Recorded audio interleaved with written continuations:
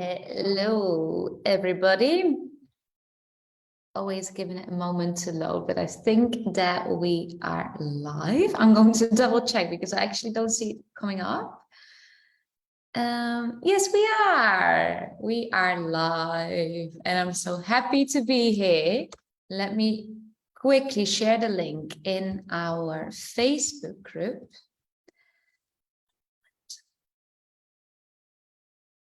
Because today we're going to speak about 5 ways to overcome procrastination and feel motivated to achieve your goals. So, going live on Instagram at the same time. And we are live. We're live in both places. Happy Wednesday, everyone. We're here for our weekly live training on Instagram and on Facebook. And today we're going to speak. I already introduced the topic on Facebook. Today we're going to speak about 5 ways to overcome procrastination and feel motivated to achieve your goals. Thank you so much for joining us here. I see Olinda is here. I think it's Juanma is here as well. Stephanie is here. How is everyone feeling today? How are you feeling? I decided on the topic of today because it's Mercury retrograde and a lot of people are experiencing procrastination. That's a little bit of a spiritual side of it. Stephanie is feeling tired. I can imagine it's that time of the year. So that's more like a spiritual explanation. But I also spoke to a lot of people in our community that say that they don't feel motivated anymore to move forward, that they feel stuck, that they feel they don't have enough experience, enough students, enough certificates, simply don't know where to start or how to continue. And I want to help you with that because I have experienced all of those things before, and it's one of my daily practices that I commit to actually stay on top of all my tasks and go for my purpose, my mission in the world of teaching yoga. And I know that with the tools that I'm going to share with you today, you will be able to do that too. Now, I just thought of something that I want to quickly add to my notes. And there we go. Otherwise, I will forget later. So let's dive in. Procrastination. What does that really mean? What does procrastination mean? What is that? Now, a lot of people, when they think of procrastination, they link it to being an imposter. That's not necessarily the same thing. If you want to know about imposter syndrome, I've got a podcast episode about this and a blog post as well. So go to our website and just type in imposter syndrome and you will see all the things coming up. The same for our podcast, Your Yoga in English. Type in imposter syndrome and it will show up for you as a different topic. Procrastination really is the act of delaying a task, usually by focusing on less urgent or more enjoyable and easier activities. Very easy explanation, yeah? So a lot of procrastinators describe themselves as lazy, or they think that they are bad at managing time, so bad time management. But that isn't true. That really isn't true. People that delay their tasks usually deal with a very strong desire for achievement. So they really want to have high performance and achieve very big things, yet they feel blocked by a fear of failure, competency, or competition. Yeah, so procrastinators often believe that they are alone and that no one can help them, that it's a problem that they need to figure out by themselves. And if this is you, if that's what you think too, you're wrong. Again, you're wrong here. Studies at Harvard University have shown that 95% of people, 95% of all people procrastinate. And I dare to say that Everyone procrastinates. I don't know one single person that doesn't. Yeah, so it might be that the people that don't call themselves procrastinators say that because they usually get things done last minute. And that's where there's a difference between deadline procrastination and habitual procrastination. Yeah. So procrastination as a self-employed yoga teacher is different from procrastination in, for example, high school or university, or at a job where you're delivered or where you're expected to deliver tasks. Because in a school or in a type of work setting, we often deal with deadlines. And these deadlines can feel so far away that you trick yourself thinking it's not necessary to get started yet. That is procrastination. That's a form of procrastination. But as the date approaches, you suddenly get up from the couch or from the sofa and you get your things done. So it's a type or a form of procrastination.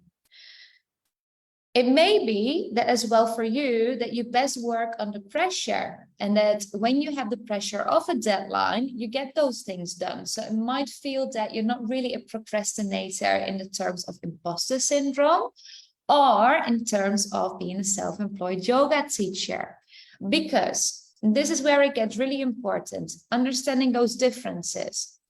A self-employed yoga teacher, having to set deadlines for yourself, maybe you're procrastinating starting your own YouTube channel, creating a website, setting up your online presence or your social media accounts. Maybe you want to create an online yoga studio or membership. These things depend on you. And without having someone chasing you to do it, because there is no boss, there is no one waiting for you, there's no one that's going to tell you, hey, when are you going to deliver this task? So without having someone that's chasing you to do it, without having to set clear goals, without holding yourself accountable and keeping yourself very flexible with your dates, there's no deadline. Yeah, so postponing it becomes very easy and habitual. So it's important to note as well that procrastination isn't always a bad thing. Sometimes it's part of the process, as it will help you to analyze things from a different perspective. Maybe do some research, find new tools, get creative, but it becomes problematic when it becomes habitual and long-term. And that means that you're postponing your goals, you're postponing your dreams, you're postponing growth in your career and your professional development. So in these cases, you can keep hearing yourself thinking things like, I still haven't set up my social media to gain visibility or to gain new clients. I still haven't searched for teaching opportunities to gain experience, or I still haven't hosted my own retreats, or I still haven't created my own course, my own website, my class schedule. Speaking to yourself in a way that enforces you to believe that you're lazy, that you're incapable, that you're not good enough, that you don't know enough, and all those types of things, they link and they enforce all sorts of negative beliefs and fears. So habitual procrastination can have many different causes, but as you can imagine, most of the time it's due to self-doubt. It's due to self-doubt or a type of fear. Usually it's doubting your skills, down to the experience, knowledge, and abilities. I think that's very clear to everyone, right? So let's have a look at some of the most common reasons for procrastination. In the comments, write down which of these things apply to you. And then afterwards, I'm going to give you 5 ways to overcome it. So write down in the comments which of number 1 to 6 applies to you. So they are very logical. Myths and limiting beliefs are excuses. Yeah, so myths, limiting beliefs, and excuses. Number one, write in the comments if this applies to you. I don't have enough time, or I don't have the time. Does this apply to you? I don't have any, or I don't have enough students. Number two. Number two, I don't have enough, or I don't have any students.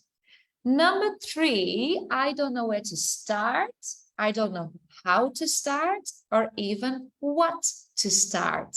Number three, I don't know where to start, how to start, or what to start. Number four, I don't have enough experience. It's a very common limiting belief. I don't have enough experience. Number five, why would anyone want to work with me? Why would anyone want to work with me? And number six, there are too many other yoga teachers out there. I will never stand a chance.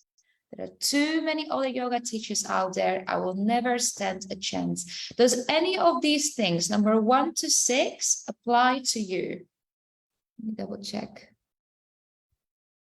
Does any of these things, number 1 to 2, 3, 4, 5, and 6? Wow, that's a lot of them.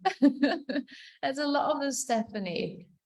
And for others, write in the comments which ones do apply to you.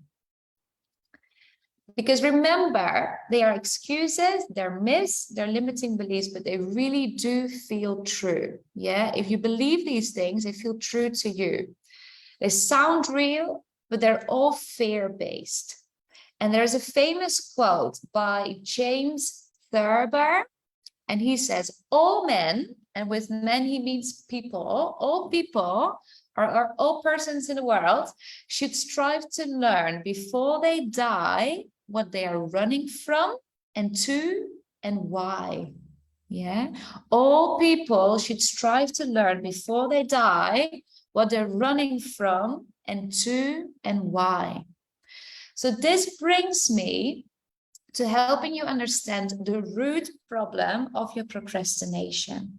Because the root problem most likely links to any of the 4 things I'm going to share with you now. Stephanie says they do feel true sometimes, but I know that they will also create bravery. Very good, very good. Yes, we can turn those negative beliefs into positive actions and actually see them as learning opportunities. I'm going to get there, but great observation. So the root problem usually is a type of fear, and I'm going to give you 4 things that stimulate those types of fears. Number 1 is overthinking the things you keep postponing and punishing yourself for not doing anything or not doing enough.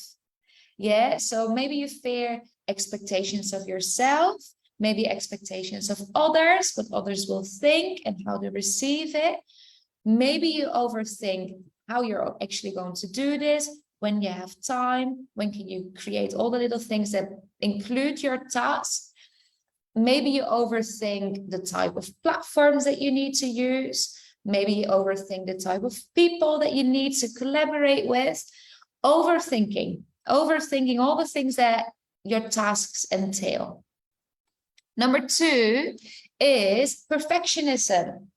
Perfectionism, which makes you think that you're only allowed to deliver perfect work, perfect classes, perfect social media posts, perfect videos on Instagram, and otherwise it's not worth anything. So perfectionism actually is a whole other story, and I can speak about that another day, but it's one of the major causes of procrastination. And number 3, one of the reasons of your root problem, the causes of your root problem, or the stimulators of your root problem, is fears. Fears like failure, expectations, abilities, regret, competition, and judgment. Yes, so maybe we fear what other people will think, what other people will say. Maybe you fear your own expectation of your perfectionism, wanting to do it perfect and amazing. Maybe you fear failure, so not earning enough money, delivering a really bad class. Maybe it's competition, so maybe it's that you fear other people being better than you or chosen instead of you, and uncertainty, because having your own business or creating an independent career can be very uncertain in the beginning. So it's types of fears. And then the famous imposter syndrome. And I told you at the beginning of the chat, if you're interested in learning more about imposter syndrome, I've got a whole podcast episode on this and a blog. And you just type in on engaunite.com in the search bar, imposter syndrome, and you will see all our resources come up. But basically, when you suffer from imposter syndrome, you believe that you're not able, that you're not capable, that you're not good enough, not smart enough, or worthy of achieving something. So that might be one of the things that causes you to procrastinate. Yeah, so most of the time, procrastination is an avoidance technique to protect your self-worth, but it keeps you feeling stuck in a comfort zone. And as you know, that comfort zone is comfortable only to ease the pain and not deal with your limiting beliefs. And in the end, it will keep you from hunting for your career goals or your dreams, career dreams. And it will also make you feel like the longer you postpone it, the less capable you are of actually doing this. So it really, really decreases your self-esteem. So let's go through the 5 tools that I use on a daily basis. Maybe not every day anymore, but I have in the past, that will help you deal with your procrastination or overcome it, or at least dealing with it better. Yeah, because you can train your mindset, just like you train your muscles, you can train your mindset to overcome it. Number 1, write with me in the comment, not in the comments, write with me in your journals if you want. Write with me to find out the ways to overcome procrastination. Number 1, sorry, this chair is very loud. Number 1, what is the one thing, the one big thing that you're postponing or delaying? Ask yourself, what is the one thing that you're postponing or delaying? Is it hosting a retreat, creating a website, starting a YouTube channel? What is it that you're actually delaying? Is it learning to teach yoga and English? Because that's what most of the people here are here for. What is it that you're delaying? Get obsessed with it and define what it is that you need to know, what you need to do, that you need to find out to make it work or to start doing the work. Yeah.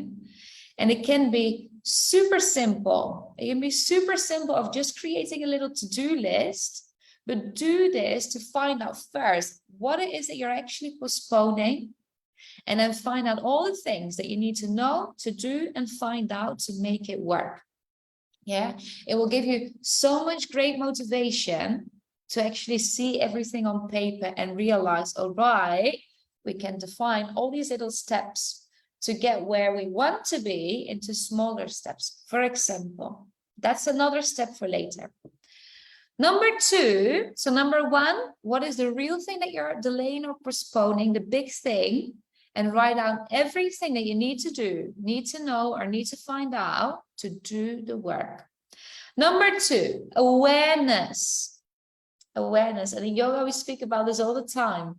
Find points of resistance and the reasons why.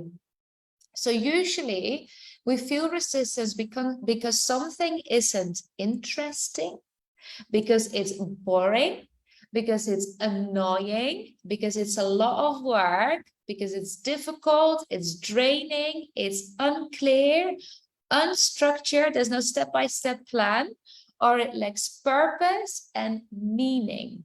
There's a whole long list. But think about this for yourself. What out of all these things, so think of this thing that you keep postponing or delaying. Maybe think of your YouTube channel. Maybe think of your YouTube channel. What about it makes that you keep postponing it? Is it not interesting? Is it boring, annoying, a lot of work? Is it unclear? Do you not know what to do?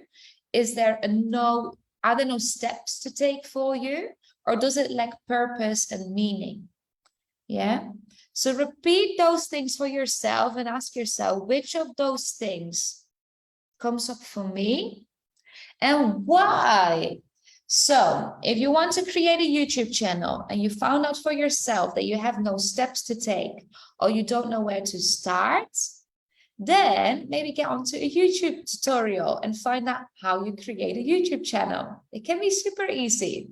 Maybe you find it boring or you find it a lot of work. I think a lot of work is more logical. Maybe you find a lot of work because you have to create your videos, you have to edit the videos, maybe you want to use music, maybe you want to use like promotional covers and create a lot of visual things for it. So there's a lot of work that goes into it. If there is a lot of work, can you create a step-by-step plan to actually do this work and make it manageable? Or maybe further down the road, can you hire someone to help you out with it? Maybe an editor, maybe someone that's very experienced with YouTube and can do it for you. So become clear on the little steps, if that's the thing, if there's a lot of work. So awareness, step number 2, or not a step, it's a tool, becoming aware of it being boring, uninteresting, a lot of work, unclear, no steps to follow, or if it lacks purpose or meaning. Then number 3, analyze the way that you speak to yourself. And this also has to do a little bit with awareness. So what thoughts come up for you when you procrastinate? Do you punish yourself when you don't get your things done? Do you get anxious? Do you get nervous, frustrated, angry at yourself? How you speak to yourself massively influences your self-esteem, first of all, and eventually the way that you show up in your professional development or your task management. Excuse me. So remember that self-doubt is not necessarily something that you need to overcome to start something. So it doesn't mean that if you want to create your YouTube channel, you need to overcome your self-doubt first, because often we lower or we decrease or we become more compassionate with ourselves in the process when we actually prove ourselves wrong. Being aware of it, though, helps. And helps you to identify what is actually going on for you there and not let it hold you back, but move forward instead. So what thoughts come up for you when you procrastinate?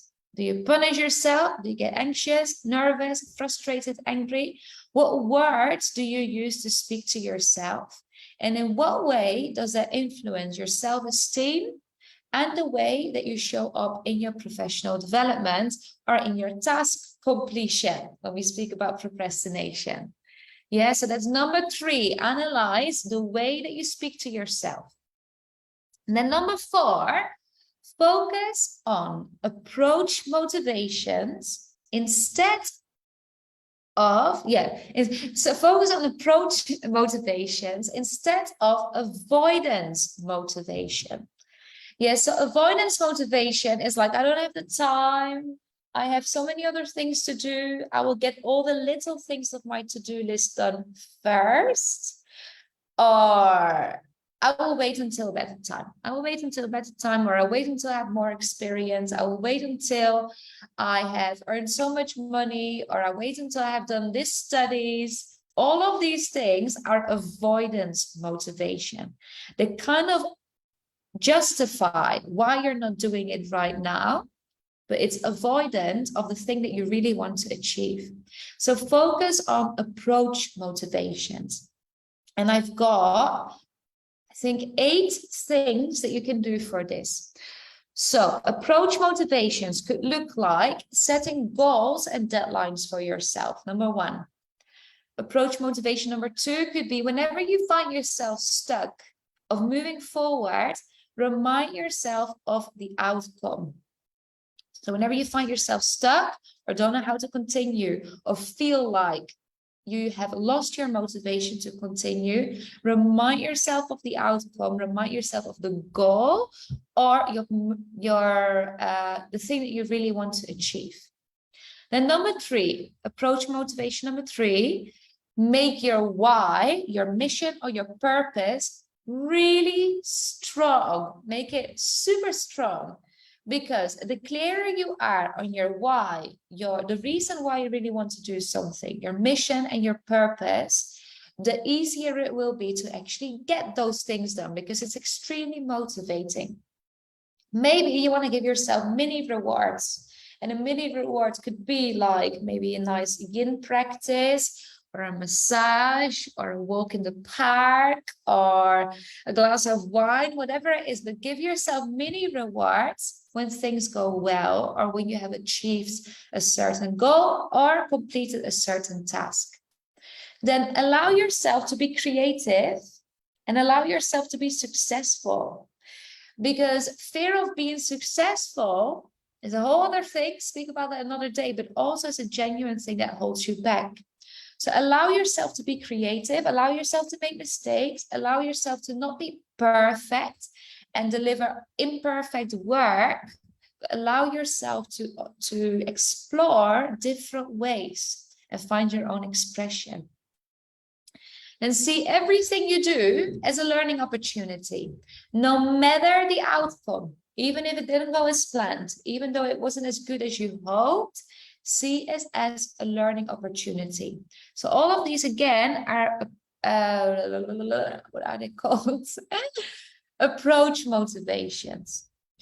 And then being in service of others. Because too often, procrastination means that you're too focused on the way that you do something and the way that you deliver something.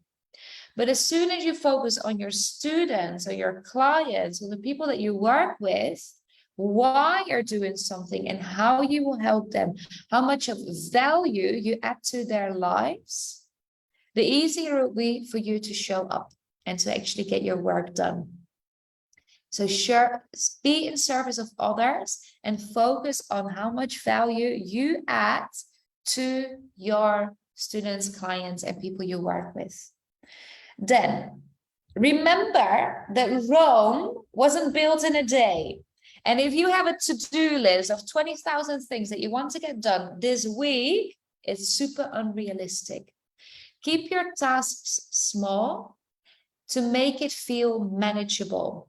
So if it is that you want to create a website, set up your social media, gain teaching practice, gain teaching experience, gain new clients, design 5 different sequences, all of those things you can define in little steps. Maybe get a little bit of those things done in 1 week, but not everything at the same time and not to your fullest potential at the same time. Keep your tasks small to make it feel manageable. Yeah. And lastly, out of the approach motivations, get started, get moving, make progress, allow yourself to take imperfect action. No one is going to do it for you. No one is going to do the work for you, and especially not if you are a self-employed or an independent yoga teacher. So remind yourself of your mission, your purpose, your why you're doing this, and then get started, get moving, and make progress. Yeah, so those are a few examples. I think there are 8 or 9, a few examples of approach motivation. So focus on approach motivations instead of avoidance motivations. Number five of the 5 ways to overcome procrastination is have the right resources. Because too often we feel very alone when we are in this. We think that we need to figure it out by ourselves. We think we need to do this all alone. We think that no one really can help us. But having a community, a network, studies, accountability, continuing education, support from teachers, coaches, mentors, all of those things The right resources will help you to stay motivated and actually do the work. They will help you to hold yourself accountable and also lean on the support and the accountability as well as experiences from others. It also allows you to open up to change, to receive support, to work on your routines, on your habits, on routines and habits that support you and your professional development. So search for or surround yourself with the right sources. And that can be community and network, studies in particular, accountability from coaches, mentors, or teachers, continuing education, whatever it is that supports you and your professional development, that holds you accountable and holds you motivated. Yeah, I've got one bonus thing for you, and that's one thing that I use a lot personally. It's really motivating for me, and it really helps me to overcome procrastination. It's super simple, but it really works for me personally, and I hope that it helps you too. And it is something that you probably won't expect, but it's music. It's music. Put on a playlist that really gets you into working mode. And I'll give you a little bit of a secret, but sometimes I work with a techno concentration list. Sometimes it's salsa, bachata, and some Latin kind of music. Sometimes it's soul and funk from the 80s. Whatever I'm in the mood for, or I know that will motivate to actually keep me on track with things or get me in the zone to do the things that are on my to-do list. It's a little bit of a bonus. I think it's worth mentioning. Try it out for yourself, because I personally believe music can really get you in the zone of getting things done on your to-do list. Obviously, your lifestyle practices, eating healthily, going to bed early, not drinking too much caffeine, working out, your self-practice, all of those things help too. Yeah, all of those things help too. But today, I wanted to give you 5 things that are a little bit less out of the common things that we do to overcome procrastination. So to summarize for you, number 1, for those that join us later, what is the thing that you're postponing or delaying and become obsessed with? What you need to know, what you need to do and find out to find the motivation to actually do it. Number 2 is awareness. So find your points of resistance and your reasons why. So to summarize, I spoke about usually when we procrastinate things is because it's uninteresting, it's a lot of work, so it's difficult, it's unclear, or we don't have a step-by-step plan, or it lacks purpose and meaning. What out of these things is it for you? Why do you procrastinate it? And then think of ways that will help you actually overcome it. And then we're going to do instead. Number 3, analyze the way that you speak to yourself. So what thoughts come up when you procrastinate? Do you punish yourself? Do you get anxious, frustrated, angry? How you speak to yourself massively influences your self-esteem and the way that you show up in your progress, in your personal development and your professional development. So analyze the way that you speak to yourself. Analyze the types of words that you use. And if you can, transform those negative things into more positive things. All of these things I do in courses with you too, if you're interested in learning more about it. Number 4, focus on approach motivations instead of avoidance motivations. And I had a whole list. So set a goal and a deadline. Whenever you find yourself feeling stuck, remind yourself of the outcome. Make your mission and your purpose super strong. Give yourself mini rewards. Speak of success and no, I didn't actually mention that, but that's one I want to share with you too. Speak of success in the present. So it's not going to happen in the future. It didn't happen in the past. It's happening right now. You're successful right now. Allow yourself to be creative. Allow yourself to explore and experiment. See everything you do as a learning opportunity, no matter the outcome. Be in service of others instead of being very occupied with the idea of how you're perceived and how you're doing something. Instead, focus on what value you add to your students' and clients' lives. And remember that Rome wasn't built in a day. Keep your tasks small, keep your tasks small to make it feel manageable. Number 5, have the right resources. So count on the support of your studies, your continuing education, your communities, network, coaches, mentors, and teachers. Stay open to receiving support from people that are going through a very, very similar learning journey or very similar challenges, very similar goals in their lives, and hold each other accountable or learn from them too. Not make the same mistakes, or to actually grow and receive and achieve similar or even bigger things. So stay open to support and have the right resources. And my bonus one, obviously, your lifestyle practices. And as a yoga teacher, I feel like I don't need to go in too much detail what they mean, but as a bonus that I use all the time, music. Use music. And like I said, sometimes it can be like piano music, maybe it can be like techno to really get yourself in a concentration flow. I really like anything to do with the 80s and Latin sounds. Whatever kind of music gets you in a flow, try it out. Yeah. And remember, your ability is not equivalent to your worth. I'm going to repeat that. Your ability to do something is not equivalent to your worth. So if you feel that perfectionism, high success or high frustration or performance is something that drives you or that keeps you feeling stuck, your ability to do something is not equivalent to your work. You're allowed to make mistakes and you're allowed to take imperfect action. Yeah. And I've got one last quote for you that I really liked. I was doing some research on procrastination today and I stumbled upon it by Nelson Mandela.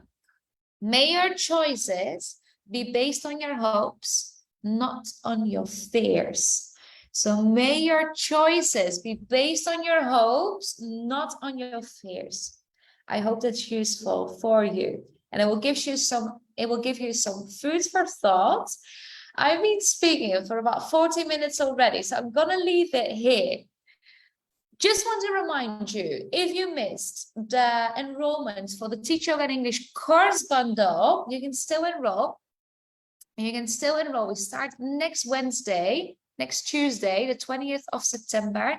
It's a 5-day course to find your yoga teacher's voice in English and learn all the vocabulary that you need to actually teach yoga in English according to your personal teaching style. So we're going to have a look at cueing formulas, how to cue in a way that's effective and that you will feel confident to do it. And also that really applies to your personality, because every teacher has their own personality, their own way of speaking.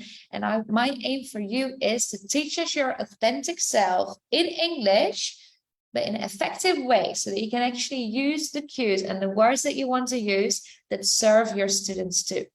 So it's the Find Your Yoga Teacher's Voice and the Yoga Vocabulary Builder. It's a course bundle of the two of them, 5 days next week from the 20th to the 24th of September. You can enroll in the link in my bio, Teach Yoga and English course bundle. If you have any questions, I hope to see, if you have any questions, reach out to me, send me a message or write me an email at annie@engaunite.com. And I hope to see all of you next Tuesday for the start of the course and next Wednesday for our weekly live training here on Instagram and on Facebook.